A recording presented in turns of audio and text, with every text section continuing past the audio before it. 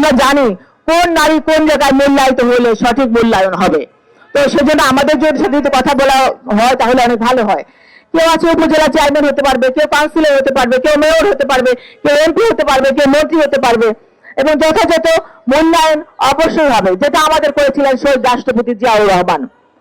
আমাদের দেশনেত্রী বেগম খালেদা জিয়াও নারীদেরকে শিক্ষা এবং নারীদেরকে মূল্যায়িত করেছিলেন।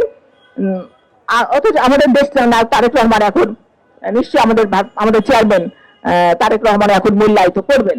আমাদের পরীক্ষা দিতে হবে না, আমরা যুগে যুগে পরীক্ষা দিচ্ছি, 18 বছর ধরে পরীক্ষা দিচ্ছি। আমার এক বোন বললেন, সম্ভবত বললেন যে জামাতে ইসলামী বলছে যে নারীদেরকে সামনে এগোতে দেওয়া হবে না। কোন নারী? যে নারীর গর্ভ থেকে আপনি জন্মগ্রহণ করেছেন, সে আপনার মা, আপনার কন্যা, আপনার জননী এবং আপনারই বোন। তো সেই নারীকে যদি আপনি অসম্মান করেন, অবমূল্যায়ন করেন, তাহলে তো আপনি তো একটা সংসারে আপনার ঠিকানা কোনো রাইট নাই আমি মনে করি। আপনি যে নারীর হাতের রান্না খান, যে নারীর গর্ভ থেকে আপনার জন্ম হয়েছে, সেই নারীর অসম্মান আপনারা করেন না। আমরা নারী, আমরা দেশের প্রয়োজনে আমরা যখন যুদ্ধ করি তখন তো আপনারা আমাদের পিছনে থাকেন, আগে থাকি আমরা।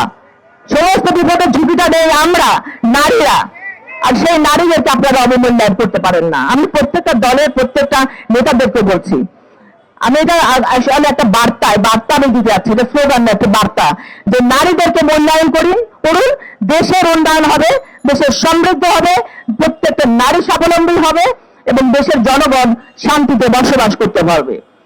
নারীদের মব সৃষ্টি করা হচ্ছে, নারীদেরকে বিভিন্নভাবে ফেসবুকে পোশাক আশাক নিয়ে কথা বলা নিয়ে, এগুলো থেকে আমাদের বেরিয়ে আসতে হবে। আমরা যদি এখনো পিছনে পড়ে থাকি তাহলে সামনে আমরা এগোবো কিভাবে?